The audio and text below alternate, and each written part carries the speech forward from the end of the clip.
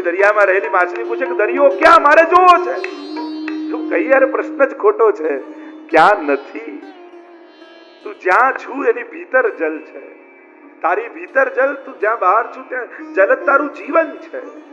એમ ભગવાન વગર તો જીવાય જ કેમ? આપણે જીવી રહ્યા છીએ એ જ પ્રમાણ છે કે ભગવાન છે. ભગવાન પર ભરોસો લાવવા માટે ક્યાંય ફાફા મારવાની જરૂર નથી. અરીસા સામે તમે ઉભા રહી જાઓ. આ અજાયબીઓ નથી. આંખ કોઈ જડ પદાર્થને જુએ તોય કેવી કેવી ભાવનાઓ આવે. કોઈ દૂર રહેતું હોય ને અહીંયા મન એના માટે કલ્પાંત કરતું હોય, કેટલી કેટલી વિચિત્રતા છે. એ શબ્દો કોઈના મુખમાંથી નીકળ્યા કોઈના મુખમાંથી, અહીંયા અથડાયા, કેટલી ભાવનાઓ પ્રગટ કરે. ગુણગાન જો પ્રશંસા હોય તો આનંદ, નિંદા હોય તો દુઃખ. હવે શબ્દોમાં જીવન છે, એ અક્ષરોમાં જીવન હોય છે, પણ અહીંયા અથડાતા કેટલી ભાવનાઓ આપણા જીવનમાં પ્રગટ કરતા હોય. ક્ષણે ક્ષણ ચમત્કાર છે. દર્પણની સામે પોતાની જાતને જુઓ, કેટલી મોટી ચમત્કાર આપણે ભીતર છે. જો વિચારો, ઈચ્છો તો પોતાને જોઈ શકો, ઈચ્છો તો અરીસાને જોઈ શકો, અને ઈચ્છો આંખ બંધ કરો તો કંઈ ન દેખાય. આ કેવો મોટો ચમત્કાર જીવનમાં છે. ભગવાનમાં ભરોસો લાવવા માટે પોતાને જોઈ લો ને તોય ભરોસો આવે. એવા ભગવાનની કથા લઈને હું આવ્યો છું. આ કોઈ ભક્તો માટે કે સંતો માટે કે કોઈ ભગવાનમાં માનતા હોય એના માટે કે કોઈ ભગવદી, બધા માટેની કથા છે. અને જેને ભગવાન પર ભરોસો ન હોય એને તો જરૂર સાંભળવું. બીમારને જ દવાની જરૂર હોય, જે સાજો છે એને દવાની જરૂર હોય. જે બીમાર, ઘણી વાર કે આ વૈષ્ણવ તો આવો છે, આવું કાંઈ આમ, એ આપની જોડે આને કેમ રાખો છો? ત્યારે હું એને કહું કે બીમારને તો ડોક્ટરની જરૂર હોય. જે બધી રીતે સારો હોય એ તો મારી પાસે નહીં આવે તોય ચાલશે, પણ જેની અંદર બીમારી છે એને તો જરૂર બાજુમાં રાખવો જોઈએ. એને તો જેને ના આવડતું હોય એને તો 2 વાર શિક્ષકે ભણાવવું જોઈએ. એને ક્લાસમાંથી કાઢી ન મુકાય.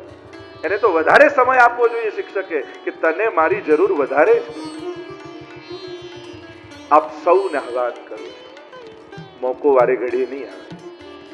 ભગવાન તમારા દ્વાર પર આવ્યા છે, તમારા ઘરે. જેમ વિદુરજીના ઘરે ઠાકોરજી આવ્યા, વિદુરજીને કેવો આનંદ થયો, એમ તમારા આજે જેમ લોહાણા મહાજન દ્વારા આ કથા એટલે કે તમારા દ્વાર પર, આ તમારું ઘર છે. અને કથા કોઈ એક જ્ઞાતિ માટે નથી હોતી, એ તો સર્વજન માટે છે. સર્વ જેને પણ ભગવાનની જરૂર છે, યા જેને ભગવાન સમજાયા નથી, જેને ભગવાન સમજવા છે, એ બધા માટે આ કથા છે. એટલે દરેક ક્ષેત્રના અને દરેક વિચારવાળા વ્યક્તિઓને હું આમંત્રિત કરું છું. તમારા બધા પ્રશ્નો લઈને અહીંયા બેસજો. ખાતરી હું આપું છું, સમાધાન લઈને તમે અહીંયાથી જશો. પૂછવાની જરૂર નહીં પડે, બેસો ખાલી આવી. અને બધી સુવિધાઓ તમારા માટે છે. ખુરશી છે, બેસવાની બધી વ્યવસ્થા છે, બધી અનુકૂળતાઓ છે. આજે નાથા દ્વારા દર્શન કરવા જાવ તો આવું શ્રીનાથજીમાં કોઈ ફેસિલિટી આપે? ત્યાં તો ચલો ચલો ચલો ચલો ચલો, જ્યાં દર્શન કર્યા ન કર્યા, એક ધક્કે અંદર, બીજા ધક્કે આ તમે જ મારતા લાગો છો. તો તમને ખબર હોય બીજા ધક્કે બહાર.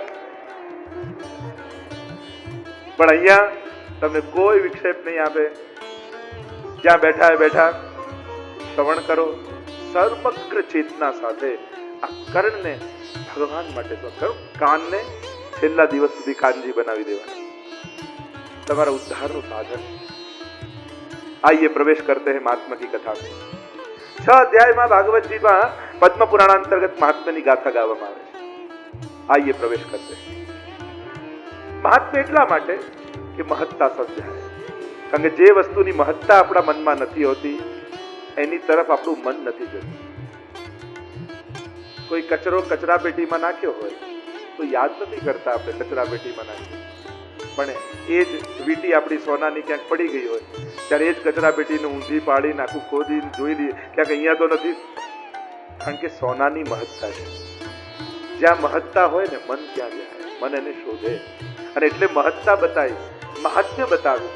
કેમ તો ભક્તિ की व्याख्या ही आचार्यों ने कही गई कि महात्म ज्ञान पूर्वस्तु सुदृढ़ सर्वतोधिक स्नेह इति भक्ति. મહાત્મ જ્ઞાન પૂર્વક સુદૃઢ અને સર્વથી અધિક સ્નેહ એનું નામ જ ભક્તિ છે. અને એટલા માટે ભાગવતજીને કોઈ સાધારણ કોઈ પુસ્તક ન માની લો. એટલા માટે મહાત્મ્ય બતાવે કે આ જે ભાગવતજી છે એને કોઈ તમે કેવલ લૌકિક દ્રષ્ટિએ જોઈને કોઈ સાધારણ પુસ્તક હોય એવું પુસ્તક નથી. હા, એનો આકાર પુસ્તક રૂપે છે, ગ્રંથ રૂપે છે, પણ એ એટલું જ નથી. જેમ ભગવત સ્વરૂપો જેટલા પણ છે, તમને કોઈમાં પાષાણનું દેખાય, કોઈમાં ધાતુનું દેખાય, પણ ભગવત ભાવ આવી જાય પછી એમાં આપણે પાષાણ નથી જોતા, પછી એમાં ભગવાન જોઈએ. ભગવત ભાવ આવી જાય પછી કોઈ ધાતુ નથી જોતા, આ તો ઠાકોરજી છે એમ જોઈએ. એમ જ આમાં પણ એવો ભગવત બુદ્ધિ રાખો કે તમને આ કોઈ પુસ્તક ન દેખાય, પણ આમાં ભગવાન બિરાજેલા દેખાય. એવો ભાવ આવે. એટલા માટે મહાત્મ્યની કથા કહેવાની છે કે આ જે ગ્રંથ તમને મળ્યો છે, સ્વયં શ્રીનાથજી બાબા બિરાજે છે, એ ભાવ તમને આવે. એટલા માટે આનો પ્રભાવ શું છે? કારણ કે વ્યક્તિ, આજનો વ્યક્તિ પહેલા ઇમ્પ્રેસ થાય, પછી ઇન્સ્પાયર થાય છે. એટલે જ્યાં સુધી આપણે કશાથી ઇમ્પ્રેસ નથી થતા ને, તો એનાથી ઇન્સ્પાયર પણ નથી થતા. એટલે પ્રભાવિત કરવા માટે મહાત્મ્ય બતાવે કે તમને એની મહત્તા સમજાય. प्रथम श्लोक में व्यास जी ने मंगलाचरण किया है. આપણે ત્યાં કોઈ પણ ગ્રંથ કે કોઈ પણ શુભ કાર્ય કરતા મંગલાચરણ કરવાની પદ્ધતિ છે. તમે કોઈ પણ જ્યારે ભજન ગાવા જતા હો, સેવા કરવા જતા હો, પૂજા કરવા જતા હો, ત્યારે સૌથી પહેલા પ્રભુને યાદ કરી મંગલાચરણ કરવાનું. આપણા ધર્મગ્રંથોની પણ આ એક મર્યાદા યા એક વ્યવસ્થા બતાવવામાં આવી છે. કોઈ પણ ધર્મગ્રંથની રચના કરતા પહેલા રચનાકાર મંગલાચરણ કરે, એટલે કે પ્રભુને યાદ કરે. જો બીજું બહુ કઈ ધર્મ કાર્ય તમારાથી ન થાય, સ્તોત્ર પાઠ કે તમને બહુ ન આવડતા હોય, પણ અહીંયા જેટલા આપણે લોકો બેઠા છીએ એટલા લોકો આજે એક સંકલ્પ કરીએ, દિવસમાં આટલી વાર ભગવાનને યાદ જરૂર કરીશું. જો સ્તુતિ આવડે, પાઠ ન આવડે, આ બધું જુદી વાત છે, ચલો એ પછીની વાત છે કે શીખવાનો પ્રયાસ કરીશું, શીખીશું. ન આવડે વાંધો નહીં, પણ આજે એક સંકલ્પ કરો, શ્રી કૃષ્ણ શરણમ મમ. આ એક આપણે ત્યાં મહામંત્ર કયો છે, અષ્ટાક્ષર જેને આપણે કહીએ છીએ. તો દિવસમાં આટલી વાર પ્રભુને યાદ જરૂર કરો. એક, સવારે જ્યારે ઉઠો અને તમારી આંખ ખુલે ત્યારે સૌથી પહેલા પ્રભુને યાદ કરો. કારણ કે જાગવું એ પણ નવું જીવન છે. સૂઈ ગયા અને કદાચ આંખો ન ખુલી હોત તો એક નવું જીવન તમને મળે છે. એટલે ખાસ અહીંયા જેટલા આપણે બેઠા છીએ, આ એક આપણા જીવનમાં વણાઈ જવું જોઈએ. પહેલી વાર જ્યારે દિવસમાં આંખ ખુલે એ ઘડી આંખ ખુલતાની સાથે પ્રભુને યાદ કરો. બીજું, પહેલો કોળિયો જ્યારે મુખમાં મૂકતા હો એક ક્ષણે પ્રભુને યાદ કરજો. કારણ દુનિયામાં ઘણા એવા લોકો છે જેને આ કોળિયો નસીબ નથી. આ પચાવનારો અને અન્નરૂપ પણ ભગવાનને પચામ્ય અન્નમ ચતુર્વિધમ, એ પણ એક યજ્ઞ આપણે ત્યાં શાસ્ત્રોમાં થયો છે. પહેલો કોળિયો ભગવાને મને આપ્યો છે. દુનિયાના ઘણા લોકો પાસે મુખ છે, ભૂખ છે, હાથ છે, કોળિયા નથી. પ્રભુ તારો ઘણો ઉપકાર છે. મને તો દયા આવે. ઘણીવાર લોકો નાની નાની બાબતમાં જ્યારે ભોજન મૂકીને ઊભા થઈ જાય ને, ત્યારે એના ભાગ્ય ઉપર દયા આવે કે લોકો ભૂખે મરે છે, તારી સામે થાળી પડી છે અને તું એક નાની બાબત માટે અન્નનો અપરાધ કરીને ઊભો થઈ ગયો. ક્યાંક તને અન્ન દેવતાનો શ્રાપ ન લાગી જાય કે તારો આવતા જન્મ એવી જગ્યાએ જાય ત્યાં તું અન્ન માટે તરસે. એટલે એ અપરાધથી બચજો.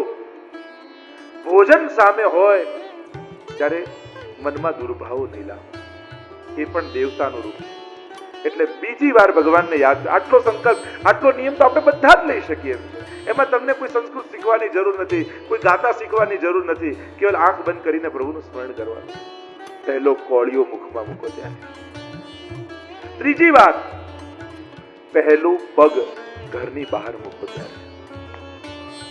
ઘરની બહાર જ્યારે પગ મૂકીએ ત્યારે પ્રભુને યાદ કરીને પગ મૂકજો. કારણ કે ઘર પણ એક મંદિર આપણે ત્યાં કહ્યું છે ને.